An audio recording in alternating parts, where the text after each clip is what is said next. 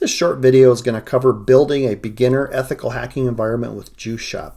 JuiceShop is a OWASP Foundation project that helps individuals looking to get better at web or API vulnerability management or assessment, and even pen testing. So this is a standalone environment that you can set up, and this video is going to cover that.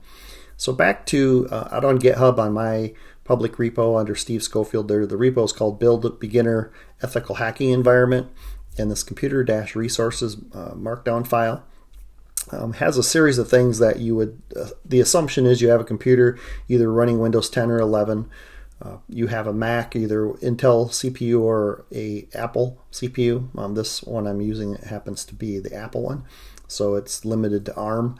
x86 and x64 is not supported on the Apple, but the Intel, you can use x86 or x64. I do have both actually, but from a virtualization, I like to use a hypervisor because it allows you to do snapshots and really do isolating from your base computer.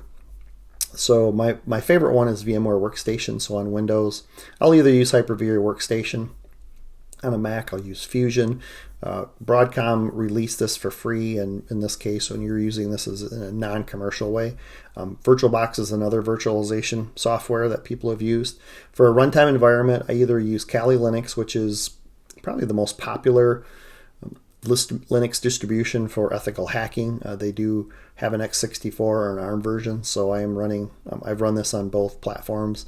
When I'm looking for just a regular lesser version, I tend to use either Debian or Ubuntu, which is based off of Debian. So on a Mac, when you're running Apple, you have to use ARM, but if you're using Intel based, you can use x64.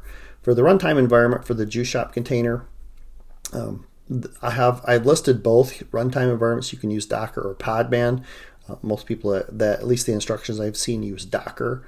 So that's something that they've made containers mainstream over the years. And then the two applications, Burp Suite Community, which is a proxy or web pen testing test tool. That's at portswigger.net. You can download that and install it for free.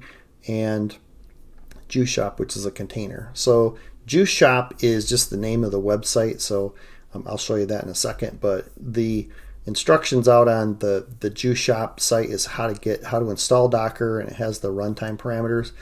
In other videos I'll cover this, doing some other things. I've worked with a few different individuals, and we've wanted to change this so you run Docker in your VM, but you access from your local machine, and we'll show you how to do that. And ultimately, when you're once you've installed everything and you're loading it, I'm running on this on my Mac, but this is a running version of the container, and this just has the base command running on port 3000, and here's the container version, and it just starts up. You browse with Firefox, which is by default in Kali Linux. So yeah, just from a Kali perspective, there's a lot of software installed, but this is it. So there's 169, I believe, separate exploits that you can do within JuiceShop, and there's other videos I'm going to cover will get you started, but this is a beginner video that I just wanted to introduce the resources and elements, and I hope you found this useful. If you like it, if you have any comments, put down in the YouTube comments. I would appreciate that. Any feedback. There will be other videos going more in depth, but I just wanted to start with what components are needed to build yourself your own little lab environment with JuiceShop. Thank you.